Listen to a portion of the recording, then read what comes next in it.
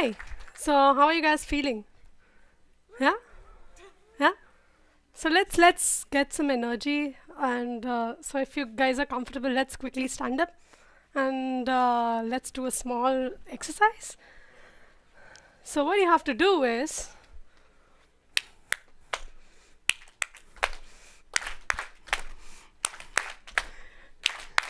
can someone recollect the beat? We will rock you. Woo! We will rock you. Okay, cool. So this was because after this we are gonna have some food, so we need some energy. So yeah, hello and namaste. I'm Manjula and I'm a software engineer. I basically work on React. I also teach at Code University, like I conduct few workshops on React and JavaScript. And that's about me. So, before we start, let's quickly show off hands. Yeah, this is my topic. I'm sorry. I'm so sorry. I really forgot. Yeah. So, okay. How many are front-end devs here? Great. Pretty much. And I think, being a front-end developer is like a cool thing. And I'm really proud of being a front-end developer. How many are back-end guys? Yeah? Okay, cool. So next, how many of you have switched your hats from front-end to back-end and from back-end to front-end? Yeah, cool. So I did that, but at first, I terribly failed. But then, yes, I landed up being a full-stack developer. Yeah, so, you see, one corner, your life is just being spent in coding. And yeah, that's how it is. But no matter what, whatever your profile is, in our software development cycle, what is needed is being agile, right? Being agile is one of the things that is needed. And by being agile, what I mean is you have to basically sometimes keep a check on strict deadlines. And if you somehow fail at that moment, you're blamed, right? You're blamed. If you'll be like, there's no data coming, and you're like, he is that developer. Catch him. Yeah, and that is how it works. But no matter what, we are developers. No matter what, people will blame, your product manager will blame. But we need to ship fast. That is how we need to ship, right? And if you talk about shipping fast, because there's someone who's prioritizing your task, you need to ship it fast, right? Fine. I mean, that's okay. So we developers are sad about it, right? I mean, I'm really sad about it because, maybe sometimes I have to work in strict deadlines or maybe spend some overnight stuff. Yeah, but that is how it is. It is. And I'm super sad about it. So let's quickly ask you a question. Raise your hand if you want to be happy in life as a developer. Wow, so many. Cool. So yeah, today I'm going to make your life easy and cool. So starting with the backend project, if it's a super new thing, what are the things that we come across over and over again? These are the set of features or modules that you will build from scratch, and these are the generic features. So for example, authentication, let's say your product has something to do with e-commerce, or maybe authorization, or maybe, add a live chat. So these are the set of features you see is a generic features when you start as a backend developer. And as a backend developer, you'll probably go and build all of these features from scratch. Moreover, important is building all of these things is fine, but you want a scalable production-ready backend server, right? I mean, the focus should be, okay, fine, I'm going to build all of this stuff, but the important part is scalability. I should be able to scale at any cost, no matter what. So that's how we came up with this idea that let's ease the life of, a developer. Let's build some boilerplates so that he can quickly start with something, or maybe, customize this boilerplate to get your own projects done. So that's how we started, and that's my friend. He's from Nigeria. So yeah, say hi to him, and it's a live stream, so say hi. And yeah, so that's the space, that's the repo link. And the main goal of this link was to build as many boilerplates as we can when it comes to GraphQL, building a server, or maybe, integrating your front end, that is React, with your GraphQL server, or maybe integrating Vue with GraphQL server. So that was the main goal. So we started like 2 months back, I think. Yeah, we started like 2 months back. And I already spoke about what problems we are facing as a backend developer. We are over repeating the stuff, small stuff, which we already know that this project might need. I'm definitely sure that this project might need authentication, this project might need chat support as and when needed. So, we were just discussing, I was just discussing with my friend Rex, and we thought of an idea. Let's build something that will, that will install things, like that will install something like authentication or authorization in your backend project. And this will happen just on based of command line. So we built something called as Lena. Yeah, I know that's a girly name and the logo doesn't resemble it all, but yeah, that's how it is. So we built Lena, and it's called Lena Framework. That's the repo link.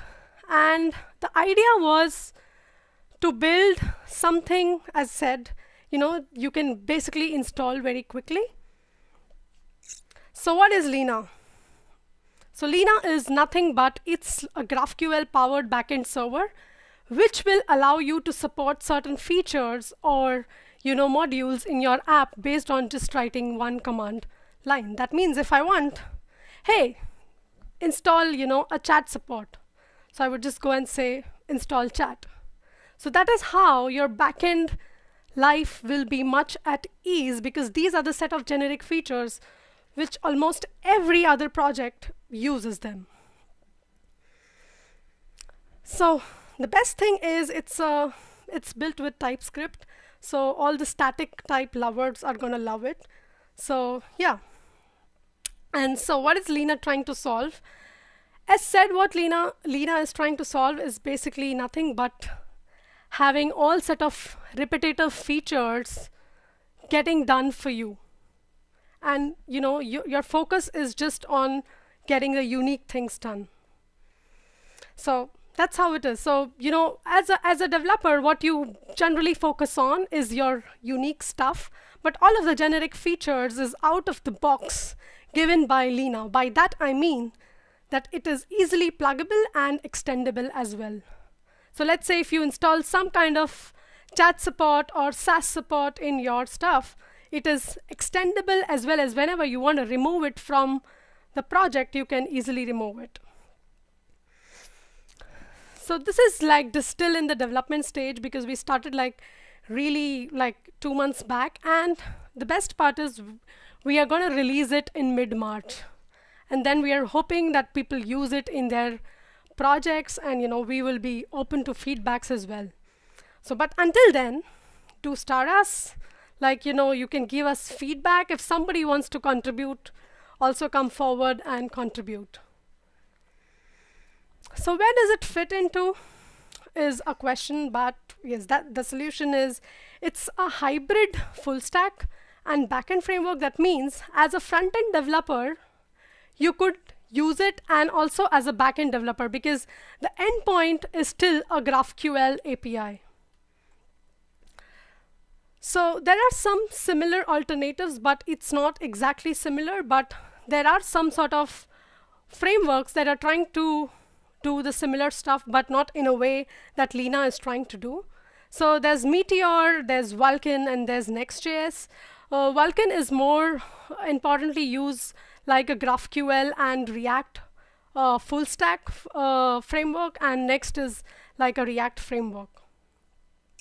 So on the similar terms, Lena is not trying to be similar to them, but Lena has a purpose that ease a backend developer's life and add as many support as you can just through a command line. And all of these support is your features that you would build from scratch as a backend developer. So to sum up quickly, because this was a question to me as well while I was developing Lena. So what is the basic difference between Nest and Lena? Nest is basically a Node.js backend server that you will build to have your backend server. It will not have any of the modules as such. But Lena, on the other hand, is built on the top of Nest.js.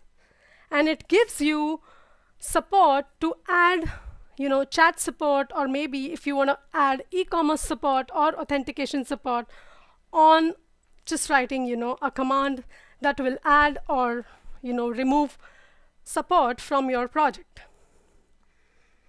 So I would like to quickly tell you how is it structured. So we have few things which we thought that we should encapsulate it in the project itself, because the reason was, authentication is a stuff that I know for sure that all of the projects would require. Push notification, for that matter, is one of the stuff that, all of the projects might require. So this was the way. So authentication, we made sure that what we are working on currently is we make sure that you can log in through Facebook or maybe through Twitter or through Google. So all of the support is being added to your backend, which means your GraphQL API. So authorization is also one of the stuff that we are working on. And admin dashboard. Okay, so to talk about admin dashboard, what we'll currently show on this is, what sort of modules you have installed in your project. By modules, I mean, say chat support or SaaS support or e-commerce support. So you will actually see in the modules tab, and in the user tab, you will basically see what are the set of users that have basically installed this app. So all of the user informations. There will also be a matrix. That means, what are the requests that has been made from the front end. So it will have the entire track, like to provide you a full view of an admin dashboard. And yeah, so that's why it is called hybrid, because it also supports a front end, and being a backend developer, it also gives you all sort of features and support that you could add in your backend project. Push notification is one of the things that we would support. So all of the features will basically lie into Lena core, and that is why it's known as Lena core. So to talk about the architecture, here is how the architecture looks like.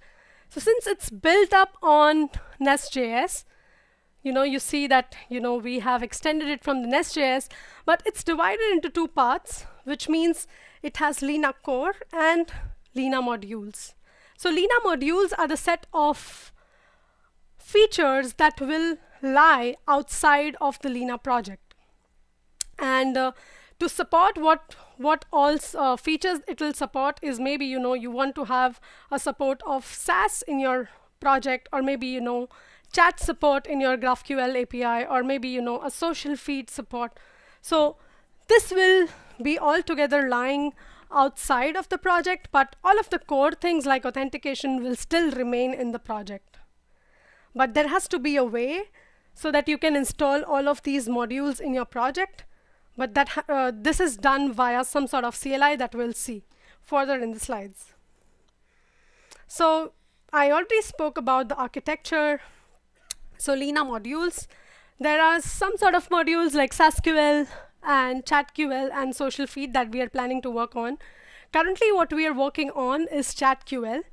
And what ChatQL is, it will basically add a chat support in your existing GraphQL API. That means, the moment you say Lena install ChatQL, you will have a basic chat support in your backend. And you can basically customize it as well. So that's the link to the project, and yeah, you guys can go and check it out. So the reason why we chose from this picture, you can see that no matter what front end you're going to use, your backend still remains the same, and you can just add a support of chat in your existing GraphQL API. So no matter what, your front end will be a React Native or maybe a Vue or Flutter or React, it doesn't matter. So it'll be something like this, which means a ChatQL is like a backend stuff, and you have React.js and React Native Flutter on the front end, which can be integrated with ChatQL. So currently we are working on ChatQL, but our roadmap ahead is also to build e-commerce QL, which will have e-commerce support in the GraphQL API. We will also support social feed QL, which means if there has to be some support of how many followers you're following on Twitter or some sort of social feeds related stuff, we are also going to support that. And SaaSQL means a software as a service support. If some backend project might need that, so we are going to support that as well. So how to use Lena was, so we had to build a CLI, because this was, we didn't want people to basically clone the project, because your config might differ from what I'm using. So we started building a CLI, which would basically scaffold your Lena project. And by scaffolding, I mean that basically it would ask you a set of questions. And yeah, so those set of questions, before I move on to the questions, this is how you would install. So you would globally install Lena framework and / Lena CLI. You can either use npm or yarn. And what you would do as a next step is you would say, hey, go and create my app name. So by app name, I mean the project name. And this as a next step would prompt you with a set of questions like, what's your project name, what's the name of the author, and project size is just the data collection that we are going to keep it on the dashboard. And then it would ask you, let's say, what are the modules that you would need in your backend project, like your GraphQL API. So let's say if you say, I want to add ChatQL, you would basically go and add ChatQL. And you would have a chat support in your GraphQL API. So when you start the project, like you have scaffolded the project with using CLI. So you would have a backend which runs on localhost 3000 and /GraphQL, and all of these things, like I spoke about, authentication and authorization is inbuilt. So that's like a Lena core thing. But if you need some kind of Lena modules to be installed, and maybe when you were installing the project, you did not. So let's say I go back here, and you did not basically install. None of the modules were installed by you. You simply at that point thought, okay, I don't need any of the stuff. So you went ahead. So we made sure that at later stage, if you find that there is some chat support or SaaS support needed in your project, you can go ahead and do that. So it would work something like this: Lena install ChatQL. So you would have a chat support in your GraphQL API. And what we are planning ahead, this is just a work in progress stuff. We are planning a one-click deployment so that it's easier for the users, and we're going to integrate it with Heroku. So that will be a fun thing to do. Roadmap is, this is one of the things that we are working on. So you can see 3 days ago. So yeah, so that's like an automatic type ORM entity generation, which means since we have a GraphQL as an endpoint, we are going to generate all of the type files based on the schema. So this is how Prisma does, if you guys know, and if you have used Prisma before, so this is how Prisma does. And yeah, so we are going towards that roadmaps so that you don't have to write your resolvers and all of the stuff in GraphQL, and basically things become easier for you. So the roadmap also says that we are launching the beta in beta by beta. I mean that Lena CLI and ChatQL will be up mid-March, and we are going to send it to a lot of people just for the sake that how it works and have some feedback on that. So these are like the set of features that we have planned ahead. We are also going to support authentication, which we are supporting right now, but our plan is to also have a fingerprint support, or maybe GitHub login through GitHub, or maybe OAuth 2 support. So these are the set of features that we have planned. And in apps, I already discussed that we're planning social QL, SaaS support, or maybe e-commerce support if the project needs it. We are also planning some integrations ahead so that we could integrate with Slack or some sort of webhooks. So yeah, this is like work in progress. And yeah, so okay. So this was all about Lena. But there are a few projects that we worked on, like one I think 6 or 7 months ago.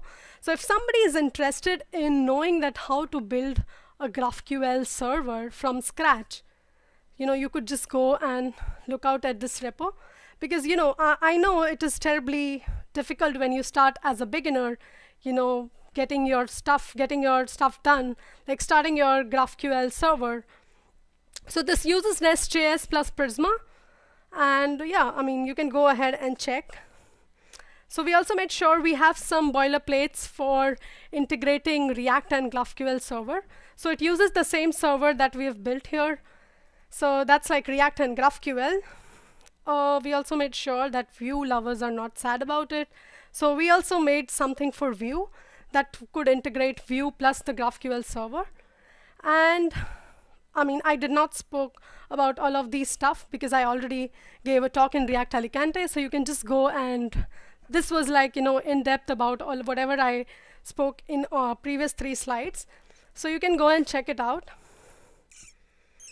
We appreciate ideas. So right now we are also looking if you have some ideas that could add to what we are building ahead, you could discuss with me after the talk, or just find me during the lunchtime. I would really love it. So go and check it out. And you can join our Slack channel. We just launched our Slack channel like, I think a week ago, because there were some people who reached out to us and they were really interested in contributing. So we launched our Slack channel as well. And I hope to see that, this project goes really well in like, when we release it, like in March. And yeah, so that's my Twitter handle, and danke. Thank you so much.